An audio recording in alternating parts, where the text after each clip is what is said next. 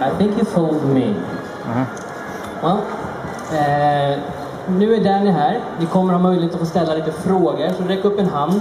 Så springer jag bara runt och mikrofonen. Han har spelat emot legender som John Cleese och Clint Eastwood. Han har medverkat i flertalet tv-serier.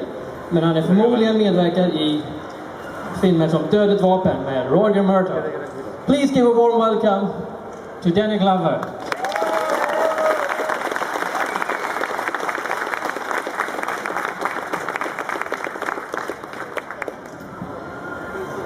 My first question to you, Danny, is going to be, you started acting at an older age than usual actor. How come?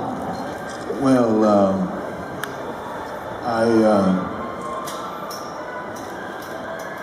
I started really, the decision to become an actor wasn't until I was like 29, 30 years old. And I began went to university and graduated my degrees in economics. And I worked in city government, in community development, for about 6.5 years after I finished university. And so, midway in between, I just happened to, I'd done some theater while I was in college, community theater, small theater. And at the time, there was a movement around black arts. And so a lot of the plays and work that I did was what I would call agitprop theater. And so, but I had no interest really in going into acting. And then I just started doing improvisation theater around 1974, 73, 74. And then it emerged and it began to take shape in some other way. And so these are the kind of things you don't know, because I always tell young actors that it's important that you're able to visualize your growth. And what I mean by that is that you're able to kind of see your own transformation as you develop and learn more, and you learn more, and then you'll be able to see it, and it becomes tangible to you. And so that's when I began. I knew that I was on my way to doing something else, and I was around 29, 30 years old. I was a father then, and I had, and I had a family. And sometimes when I was at the American Conservatory of Theater on Saturday, when my daughter was 6 months old, I'd bring her to the classroom in classes, and that's been all day, And so, and still, she's still doing. I'm still doing that. You're always a father, It's a beautiful thing. You never know stop being it. It's a beautiful. My father loved being a father, man. He genuinely, I think he just loved being a father, man. And I get part of my genealogy, from my dad. So that's how it all began. Then I went to American Conservatory Theater. The other important thing was I discovered a writer who I felt wrote for me. And I always think that you have to think of what you're doing as important. Not simply the fact that you're on stage is important, but it has some sort of value to it. And cultural production has value to it. And I found the writer Ethel Fugard, A-T-H-O-L Fugard, F-U-G-A-R-D. He's a South African playwright, and he's probably considered one of the great playwrights of the last half of the 20th century. And I discovered his work, and I just, did his work and worked on dialects and accents, and that's how I ended up doing Mandela in 1986, playing Mandela for an HBO project. And so, but it was critical to my own growth and my own transformation to have someone who I felt words were comfortable. They were my words, you know.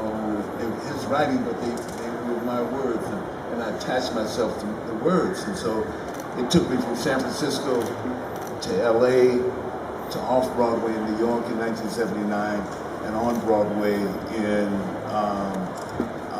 New York in 1982. And Robert Benton saw me opening night at the Yale Rep and selected me for Places in the Heart with Sally Fields in 1983. It was my first major role. That was a very, very touchable story, I would say. Yeah, and I also know regarding your career that you have been a police officer in like 15 of your movies. Is police a role that you prefer to play, or do you have any other special role? Well, I mean, I think on the one hand, you can look at the occupation of the character, but it's always who the character is in the context of the story. You know, Sergeant Murtaugh was interesting. I don't think that was the first police officer that I played, but it was something about that script that attracted me to it. And there were things that I turned down as well, you know, with police officers. So it just so happens that we're in a state, I mean, look on television now. It may have been police forces back in the day, and you may have NYPD Blue or something like that. But now it's Criminal Minds, you know. I mean, if I was working at this particular point, beginning of my career, I'd probably be doing Criminal Minds, you know, Special Victims, and, you know, all the other kind of stuff. But, you know, I take this story, the movie, the film, and then I approach it from the vantage point that that I'm a part of something, and I try to, in some sense, infuse whatever I can within that to create the reality that makes the film work. You know, the films that resonate with me in another way were, you know, I played to Sleep with Anger, a movie by Charles Burnett, which is in the Library of Congress in the United States, or which I produced that movie, and also Beloved, or The Color Purple, or The Royal Tenenbaums. Somebody said The Royal Tenenbaums, you know. I'll tell you a story. I turned down Ocean's 11 to do The Royal Tenenbaums, because I thought it was interesting. It was more interesting to me to do The Royal Tenenbaums, and I'm so happy I did that with Wes Anderson. Or, you know, Be Kind, Rewind with Michel Gondry, or even Mandalay, which I did with Lars Van Trier. You know, so I mean, I try to step out of what is considered, you know, the norm or what people expect, and find other places and other stories, you know. And I mean, but it's all the work. It's all about ultimately the work, you know. And there have been moments in the work that have been special, and go beyond what the occupation is. Yeah, thinking of special, I know that you have actually played one of 3 characters who have survived a meeting with a predator. Were there, back in the 90s, any plans of making a Predator 3 with like you and Arnold in the main roles? With what? I mean, in the Predator 1, Arnold Schwarzenegger was the only survivor. In Predator 2, you are the only survivor. Were they, back in the 90s, Did Arnold survive Predator 1? Yeah. Oh, he did. I didn't look at it, you know, I hadn't seen it. Now, it's a funny thing, because I had just finished Color Purple, and it was released in 1985. And I went, after I finished, I went to do a play at Steppenwolf, Gary Sinise and John Malkovich Theater in Chicago. And I got several offers, you know. And one of the offers I turned down was Predator 1, Carl Weathers' role. And it's only because I had just come out of Color Purple, not just because, but there's a scene where Carl Weathers brutalizes this woman, and I could not do another movie. Really had me brutalizing a woman, you know what I'm saying? You know, because when I got to Chicago in January, Color Purple was released December, just before Christmas, in 1985. I got to Chicago in 1986 to do this play, and there was discussions going all around the city about The Color Purple. They were in town hall. There were town hall meetings about this film. You believe it? There were meetings, people were having meetings at their churches, everybody had a discussion about this, everybody had opinion about it, everybody had yay or nay or all the other kind of things. And the main person they didn't care too much was for Mr. my character in The Color Purple. And so I could not do another film where I was kind of like forcibly you know, attacking a woman as this film was. So I turned it down. And right after I turned it down, a few days later, a few weeks later, I got a script, and I got a script that they wanted me to come to LA and read. And so I was off, the house is dark on Monday night, there's no theater on Monday night. So I flew out Monday evening. I got the script Monday, I flew out that evening and read the script on the play, and then I met at 6:30 in the morning at Richard Donner's house with Joel Silver, with Mark Canton, who was one of the three heads of Warner Brothers, and Mel. At 6:30 in the morning, we read the script, and after we read the script together, Mark Canton, I remember, said, let's go make a movie. And then I got on a plane and went back to perform Tuesday night in Chicago to perform the play I was in, A Lesson from Aloes at Steppenwolf. But it all happened that way, you know. And before I knew it, we had by the time I got back to return to Chicago, we had negotiated a deal, and we were doing the film. And so, you know, you know, things, I forgot what the question was. What's the question then? The question was whether there was any plans for making a Predator 3 with like you and Arnold in no. And so when I on the Predator 2, I was doing Flight of the Intruder in Hawaii. And my agent called me and he said, man, Danny, just listen before you react. They're going to do a Predator 2. Arnold doesn't want to do it.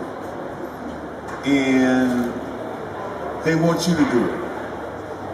And I think by 1990, I had done Lethal 2 by 1990. And so I read the script, and I love the idea that I survived. I love that idea. You know, and it's really something else because I was telling someone that I hired a trainer because what I'd always done from the time that I was really, really young was run. You know, run through the park, run on the beach, which I do, run 4 miles on the sand on the beach or something like that. I always done that since very, very young. But I had never lifted weights. And I'm really not that heavy, big in the shoulders and chest. So I lifted weights. I had a trainer, we lifted weights and everything else, man. And I really, really probably was in the best shape for doing that movie. So I was running in the morning, I'd get up in the morning, I'd run at 6, we'd lift weights, and it was like really cold out at San Francisco Beach in the morning. But I was in such great shape, man, for the movie when I did the movie, you know. And but that's all. I just only wanted to do one of them. You know, I had enough. I don't have to do another one. I don't have to do another one. You know, but I had enough. You know, most of the things. You know, I had my one franchise film. You know, in Lethal Weapon, and I'm proud of what we did, and I'm happy we didn't do any more. We didn't overdo it. You know what I'm saying? Sometimes what happens, people overdo it. Is there anyone out there who has a question before I continue? Oh, yes. Do you pronounce it Glover or Glover?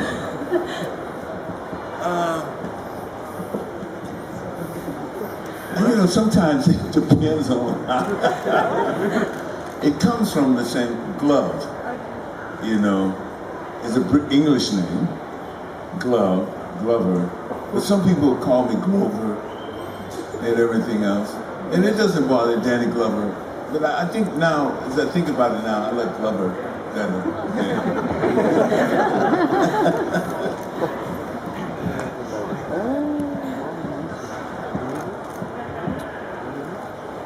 First, I want to say I love your work, Danny.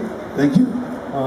My question to you is, if you got the chance to do a new Lethal movie with Mel Gibson, would you consider doing that, or do you think it's... You know, sometimes you say, you know, no mouse, no more.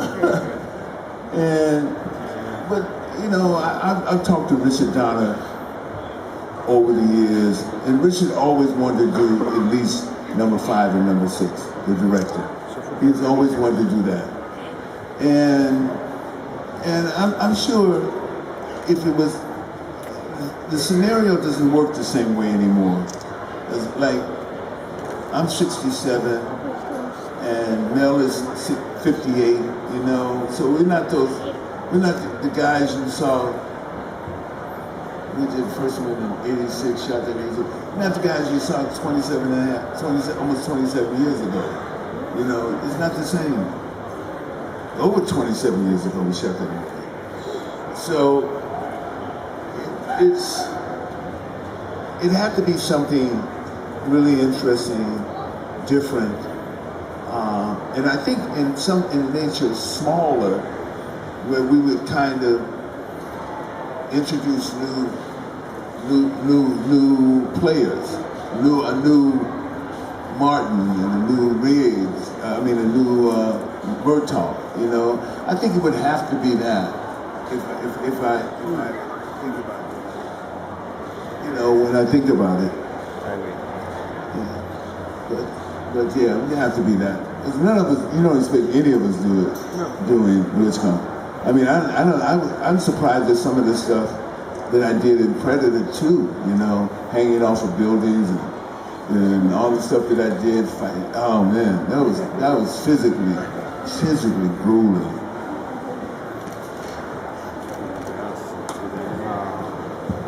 Hello, Mr. Glover. I wonder if you could talk a bit about working with the first Jigsaw and Saw movie.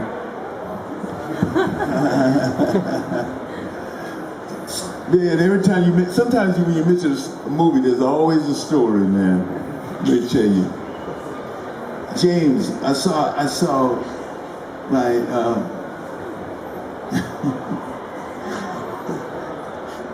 I had just I was doing a play on Broadway in 83, not in 2003.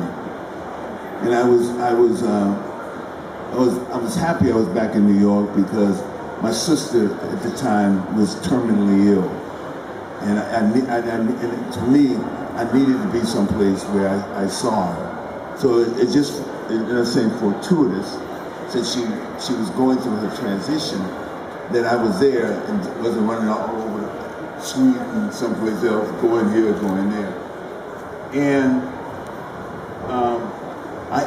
I had these guys come see the play that I was in. So after that, we went to, I met him in LA after I finished the play. And he said, we want you to see something. It's about 20 minutes of a film, and I saw the film and meet the director. James had saw me in an infomercial in Australia where I was doing Pilates. Yeah, I was doing Pilates when basically there were dancers and women. No men were doing Pilates. You know, when I was doing it in 1995, when I was doing Pilates. And a friend of mine, Maury Windsor, had a video, made a video that she now, I don't know if she teaches anymore, but she's sold a video worldwide, and it's Matt Pilates. But I always worked on the Reformer and the Cadillac and the other kind of tools with Pilates. Any of you do Pilates here? Yes. You know what Pilates is? Yes. Okay, thank you. None of you do it?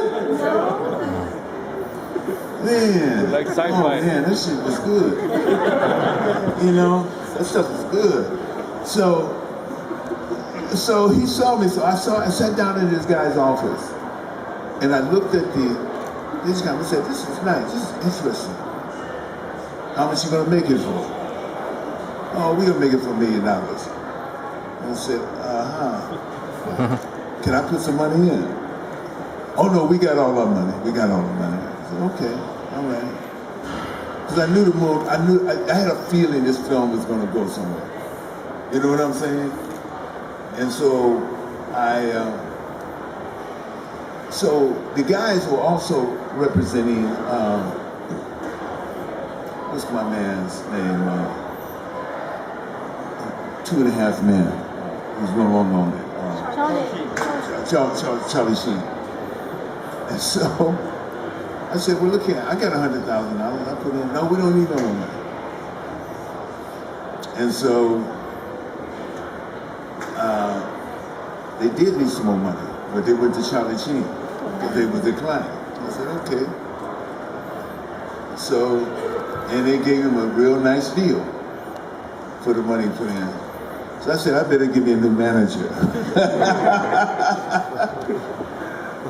Oh man, but you know, it just happens like that. Sometimes, it is someone to bring you something, and you say, let me fly with this, let me go with this, you know. I mean, it's just like, I remember I was at the Oscars, and Mel and I were presenters in 1988, and this woman came up to me, and I had known her when I was in LA. We were doing small theater, so my play would be on 3 nights, her play would be on 2 nights, and now she's an agent. She said, I want to come to you with 2 projects. And so I was shooting Lonesome Dove in Del Rio, Texas, where you have to take a little small, tiny plane to get into. And she came down there with these 2 projects. And I read one called To Sleep with Anger. And it's some things that you read something and you can't figure out, it just keeps pulling you in. Pulling you in. And I had all these kind of memories and thought feelings that were intuitive feelings that go beyond my own, that I couldn't explain if it was a rational discussion, you know, with my own consciousness, you know, my own conscience. And so I ended up doing it, and it wins the best independent film in the States that year, and it was one of the great things that I choose, you know. Or something told me when I met Wes Anderson, and Wes Anderson wanted me to do Royal Tenenbaums. I said, well, there's not enough in the movie for me to do anything. So, and he said, but I'll write some more scenes. I'll write some other stuff for you to do it. And I said, yeah, but you know, when somebody writes something, they're gonna write some other stuff. Usually that's the stuff that ends up on the floor, your stuff. They write the other stuff. And so, but I tell you, so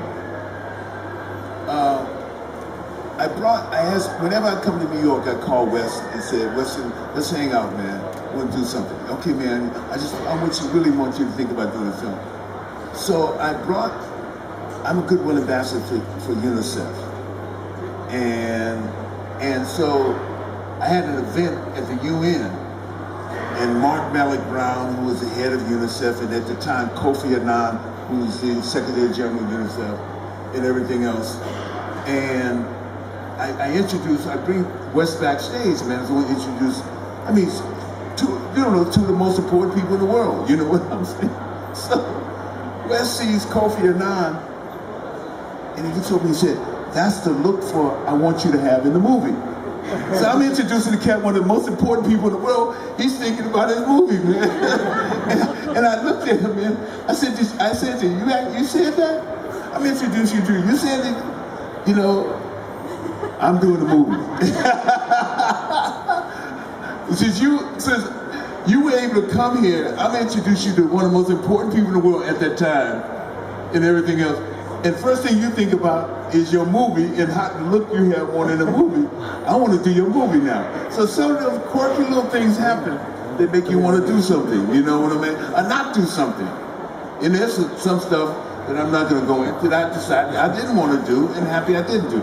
But that Saw was one of those things that I said, oh, this is going to be interesting. I said, this is going to work. We shot it all on the stage, the first one. Literally all in one building on the stage. And I said, this thing is going to work. And it did. We really need to start running up, but I have one final question. Hi. How you doing? You took a picture with me. Yeah. You said you look for interesting characters, and is that what you saw in Detective Tapp? I'm sorry? Detective Tapp in Saw. Is that, you said you look for interesting characters, or different characters. Is that what you saw in Detective Tapp? Well, I didn't. I thought the concept was going to work. I felt the concept, in a sense. When I saw he had put together maybe 12 to 15 minutes of what the film was. I wanted to see more. You see what I'm saying? In fact, I don't think I saw anything in terms of Detective Tapp. I think I saw what I saw as the story unfolded. I wanted to see more. I wanted to say, well, let me see more of this. So I was hanging on the edge just for the 12 to 15 minutes. And that's what I'm saying in terms of that. Not specifically. I'm going to always go for story before character. You see what I'm saying? And because the character exists and his experience is contextualized within the story itself and his relationship with other characters.